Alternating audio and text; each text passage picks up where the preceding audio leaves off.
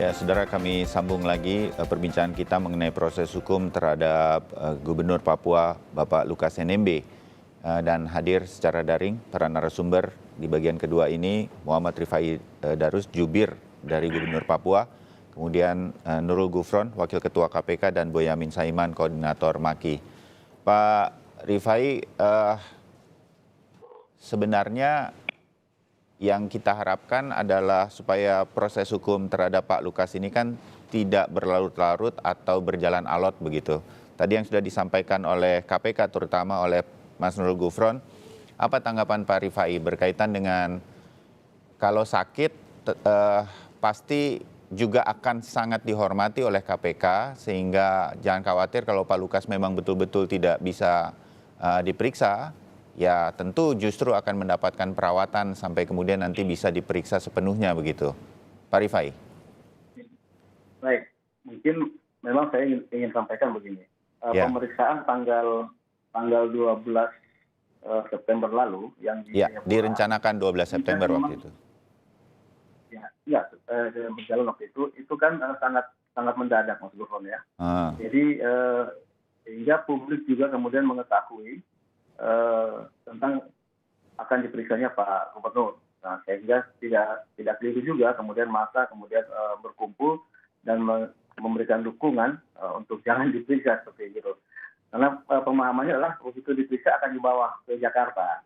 Nah, yang kedua memang saat hari itu tanggal 12, Bapak Gubernur itu dalam kondisi memang sedang sakit. Dan hari itu juga beliau harus terbang ke Singapura. Sudah disiapkan untuk terbang berobat ke Singapura.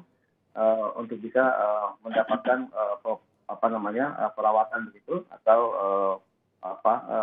discharge lah, kita punya istilah seperti itu, karena setiap kembali dari Singapura setelah perawatan 1 minggu atau 2 minggu beliau mampu menjalankan roda pemerintahan di Papua secara baik, lancar dan aktif dan serta terukur.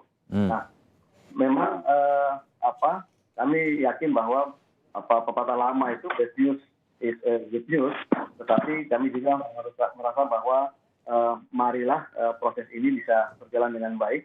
Bapak Gubernur juga sudah menyampaikan komitmennya bahwa saya sudah sangat siap untuk memberikan keterangan kepada penyidik KPK terkait dengan apa yang dituduhkan kepada saya.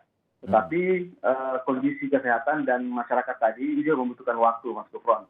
Kita punya catatan yang sangat banyak sekali tentang sosial di tengah-tengah masyarakat di Papua. Nah, memang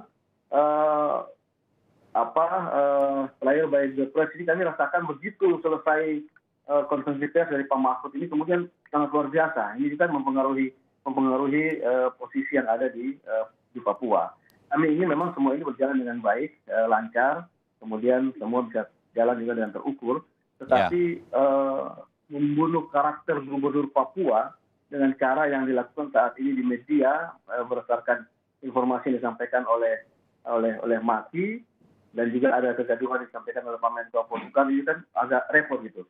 Maksudnya begini, MAKI menyampaikan bahwa mendapatkan data, foto, video sebagainya dari orang dalam. Ini juga memperkeruh suasana, ya, tidak jelas. Karena kami tahu melihat di media begitu foto-foto didapat, ini kan sebuah gerakan yang kita tahu lah pasti dilakukan oleh siapa gitu kan. Jadi foto-foto yang beredar ini tidak benar menurut Bang Rifai begitu ya, atau seperti apa maksudnya? Ini sekalian kita konfirmasi supaya persnya juga tidak dianggap berat sebelah.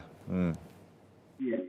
Foto-foto disampaikan misalnya ini adalah saya mendapatkan dari orang dalam, lingkar dalam. Ini sesuatu yang menurut saya sebuah hati-hati, karena ini bisa menjurus kepada fitnah kata-kata orang dalam itu.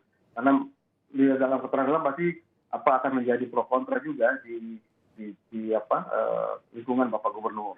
Ini sangat rawan, jadi tidak menjaga kebersamaan kita dalam tugas masing-masing begitu. Ya, oke. Nah, hal ini yang sumbernya. Mas Boyamin, tapi jangan terlalu panjang. Saya kasih kesempatan juga Anda untuk menyampaikan bahwa foto-foto ini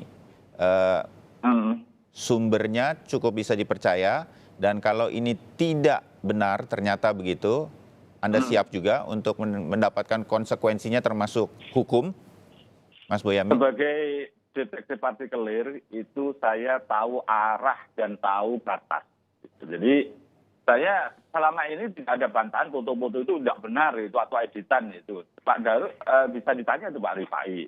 Kalau tadi kan belum tegas itu apakah foto-foto saya. Soal saya mendapat dari mana itu kan selalu mengatakan itu. Selalu dari pihak luar, pihak dalam juga gitu. Dan bahkan yang atung itu saya dapatkan dari komunitas di Jakarta Utara malahan gitu. Jadi HS itu. Jadi terus kemudian saya ingin mengonfirmasi saya juga selain kegiatan yang sudah saya sebutkan di Singapura, Manila, juga Genting Highland gitu, ada pernah dugaan catatan saya ke Australia ke Brisbane itu ke sebuah hotel yang ada tempat kasinonya. Tapi saya belum punya data, apakah beliau itu juga melakukan judi atau tidak. Saya justru ingin menanyakan sebenarnya pada Pak Lukas. Sebenarnya kan tugas saya kan gitu. Jadi berangkat dari dulu Joko Chandra. Kalau tidak saya publikasikan awal, apa itu terbongkar? Itu bagian dari juga kolaborasi kita bersama PES untuk menjadikan ini pilar-pilar ini semakin jalan. Oke. Dan jadi pada intinya, saya, ya. Mas Boyamin ingin menyatakan bahwa ini sumbernya Anda bisa pertanggungjawabkan. Kalau memang nanti harus dipertanggungjawabkan. Begitu ya Mas Boyamin?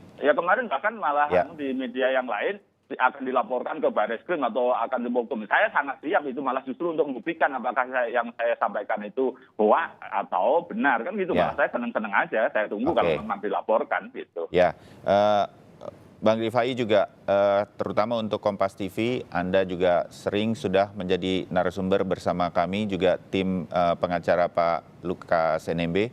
Kalau ada yang perlu kami bantu untuk klarifikasi berkaitan dengan informasi dari berbagai pihak, telepon kami Pak. Kami akan berikan layar untuk tim Pak Lukas NMB mengklarifikasi berbagai hal berkaitan dengan ini agar tujuannya semua proses hukum bisa dijalankan dengan baik, semua mendapatkan keadilannya. Paling tidak kami menjadi mediatornya, itulah tugas kami. Pak Nurul, mumpung ada Pak Rifai dan mudah-mudahan juga didengar oleh saya menyebutnya apa ya, masyarakat di Jayapura terutama di Papua, yang kami mengerti ini adalah Pak Lukas NMB selama ini adalah pemimpin di Papua. Kalau kemudian ada kasus hukum, nah hal semacam ini apa yang bisa KPK sampaikan kepada masyarakat yang saat ini nih, menurut Pak Rifai ada di sekitar rumah, terutama di sekitar rumah Pak Lukas NMB. Pak Nurul Gufron, untuk masyarakat di Jayapura khususnya dan Papua umumnya, berkaitan dengan pemanggilan KPK terhadap Pak Lukas. Mas Nurul. Oke, terima kasih pada segenap masyarakat, baik secara umum rakyat Indonesia maupun di Papua khususnya, bahwa Pak Lukas menjadi gubernur itu juga proses hukum. Dengan proses pemilihan umum, pilkada, kemudian disahkan secara hukum. Bahwa kemudian saat ini beliau menjadi tersangka dalam dugaan tidak pidana korupsi juga prosesnya proses hukum. Itu adalah bagian dari proses hukum ketatanegaraan. Oleh karena itu, jangan terlalu khawatir. Pemeriksaan di KPK semuanya berjalan secara memenuhi dan juga menghormati HAM termasuk Pak Lukas NMB. Jika memang sakit tentu kami tidak akan lanjutkan pemeriksaannya sampai yang bersangkutan merasa sehat. Oleh karena itu kami berharap Pak Lukas maupun pendukungnya di Papua secara ketatanegaraan berharap KPK menunjukkan kedewasaannya dalam bernegara berhukum. Nah, kalau Papua kemudian bisa menunjukkan kedewasaannya, saya yakin ke depan rakyat Indonesia di belahan yang lain akan kemudian hormat dan apresiasi terhadap rakyat Papua termasuk pendukung-pendukung Pak Lukas NMB.